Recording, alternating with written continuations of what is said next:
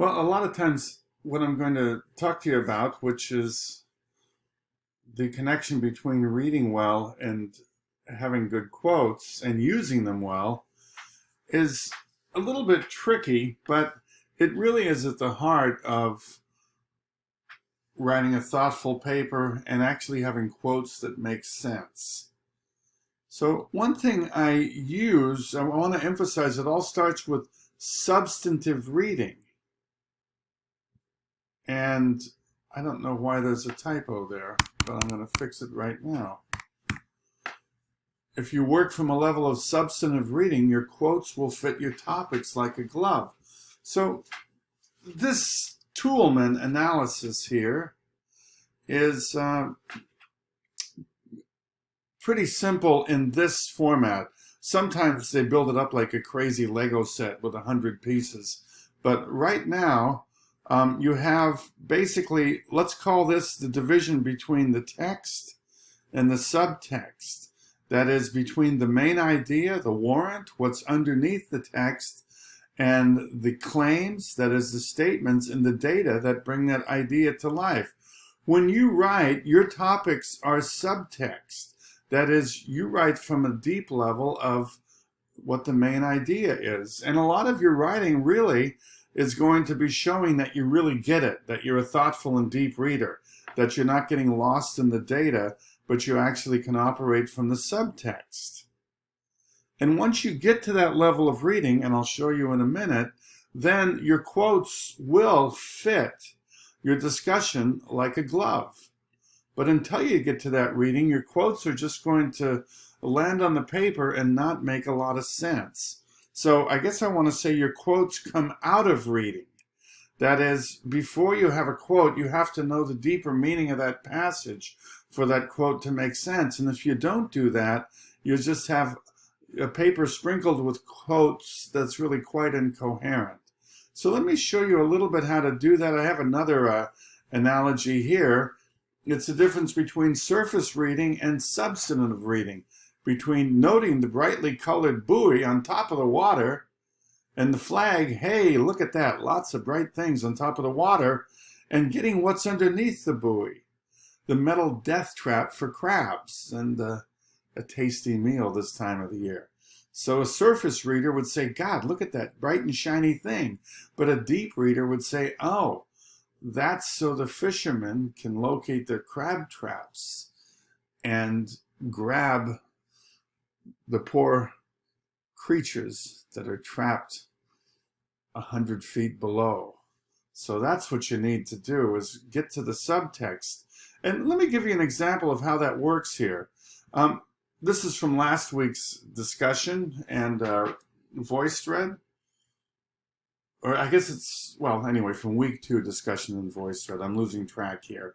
There are all these stats and data about, gay bowel syndrome, or if you want, somewhere else you can get lots of stats about hepatitis B. I forget where that was. Oh, here you go. All this stuff about sex, 2.7 sexual contacts a night, 33% chance of walking home with syphilis or gonorrhea, all this stuff. Now, if you're a surface reader, you're going to say sex. That's what caused AIDS. Sex, but that's not really the point. There's a deeper level here, and that comes from the doctors later on, explicitly, is that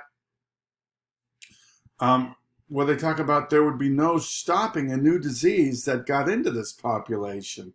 So this passage here is not really about gonorrhea and syphilis and hepatitis A and B and multiple sex partners and thousands of people having sex in New York City on a given night. That's, to go back to Toolman, that's the data. Those are the claims, but the underlying meaning for that passage is that because of the great deal of sexual freedom and the sexual excesses of the late 80s and late 70s and early 80s, during the sort of, gay freedom revolution, HIV found a very fertile ground for transmission. And so it really is an unfortunate mix of tremendous, extreme sexual behavior on the part of many at a time when a silent killer was making its way into the biological landscape. One sexual contact at a time. So if you write from that level, then you're not distracted by the buoy. Sex, sex, sex, gonorrhea, syphilis, gay bowel syndrome. Man, look at all that. No, that's not the point. The point is a bit deeper. Underneath that buoy, underneath that surface, underneath that text here, underneath it there's this warrant. And inside that warrant is Schilt's larger claim is that a new disease would spread like wildfire in this environment. And of course it did. So once you operate from the deeper level, and you talk about Schilt's, emphasizes just how fertile the gay sexual revolution made a home for HIV. The seeds of HIV could be planted and sprout quite robustly in the sort of fertile soil of the sexual revolution. I'm writing kind of pretty there. But once you get that, then your quotes make sense. They're not just data points. They're warning signs saying, hey, with this rate of syphilis, if HIV gets out, my God, it's going to spread just as quickly. With this rate of X, if HIV gets out, it's going to spread that quickly. And of course it did.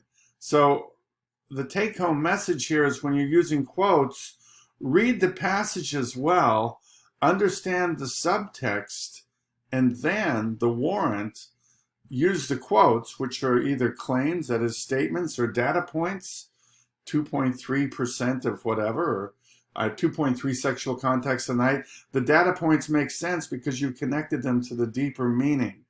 I hope this helps you put the brakes on. I know oftentimes people in a hurry, they say, oh, I've got an idea. Okay, let me look through the book and I'll get some quotes. Okay, I've got some quotes. All right, let me write. Well, it won't make any sense.